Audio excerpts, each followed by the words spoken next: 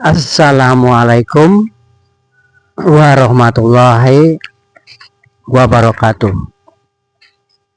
Teman-teman penggemar karakter, teman-teman pencari ilmu. Kenapa pencari ilmu? Karena ilmu itu harus dicari, harus aktif kita mencari. Ilmu tidak datang sendiri kecuali dari pengalaman. Teman-teman, di keluarga, Anda pimpinan keluarga, ada tugas-tugas penting yang harus Anda laksanakan. Mencari nafkah, mendidik anak, tugas-tugas yang penting Anda laksanakan sendiri, selalu, setiap saat,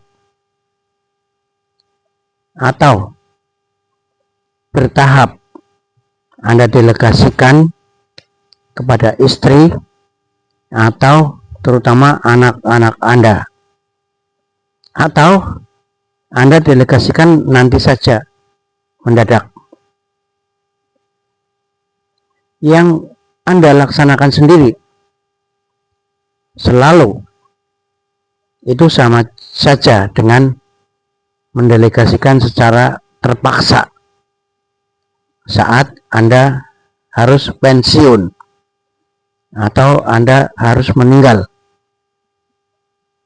Malah istri dan anak-anak cenderung tidak siap. Demikian juga yang terjadi di kantor atau tempat usaha Anda. Jadi di sini topiknya adalah kapan mendelegasikan dan bagaimana cara mendelegasikan.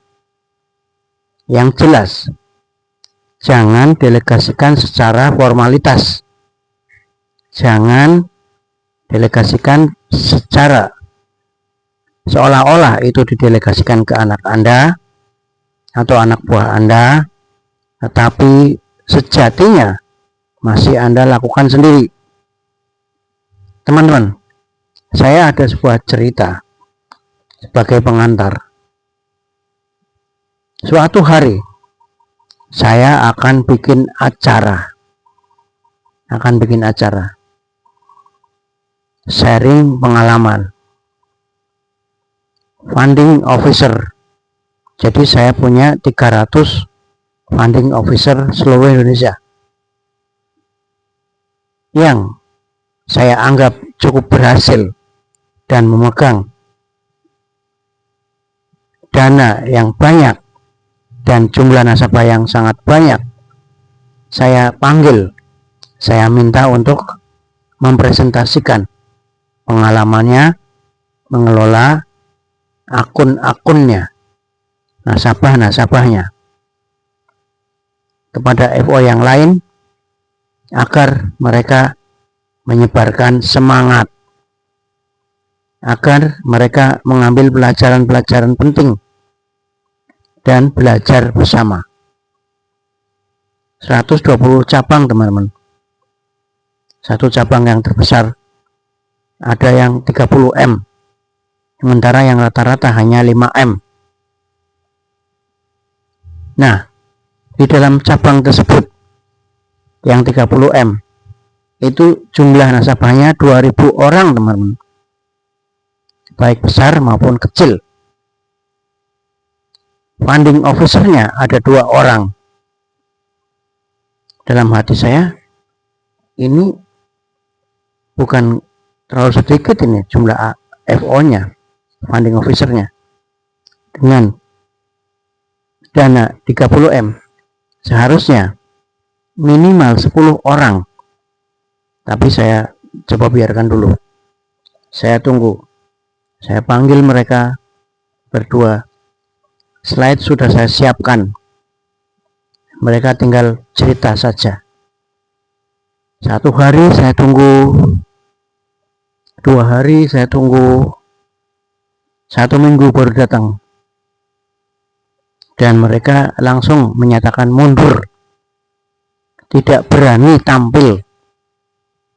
Bukan saya Pak yang mengelola Pak. Ini hanya nama dan catatan di sistem saja. Mereka tidak saya kelola Pak. Mereka datang sendiri store. Itu yang store Pak. Banyak yang tidak store. Saya tidak punya pengalaman Pak. Saya hanya mengkolek uang semampu saya. Paling 100 orang Pak. Itu saja kebanyakan Pak. Kadang saya hanya 70 orang, kadang saya hanya 80 orang. Begitulah teman-teman.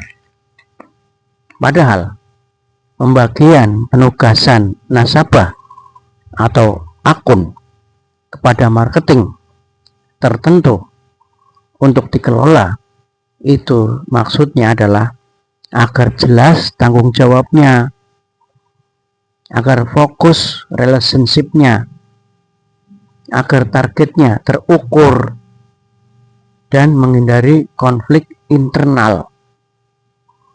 Kalau sudah bisa memaintain, mengelola nasabah yang ada, mereka menganalisa kebutuhannya, apalagi mereka melakukan cross selling, jualan lagi kepada orang yang sama.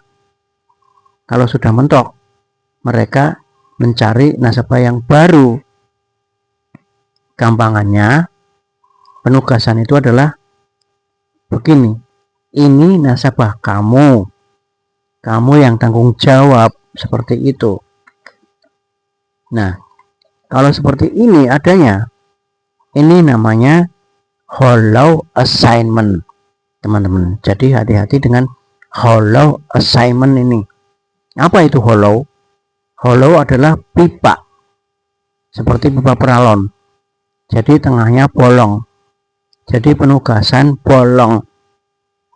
Nah, itu rupanya terjadi karena target sudah terlalu over. Sistem kontrol lemah. Budaya internal ternyata tidak sehat.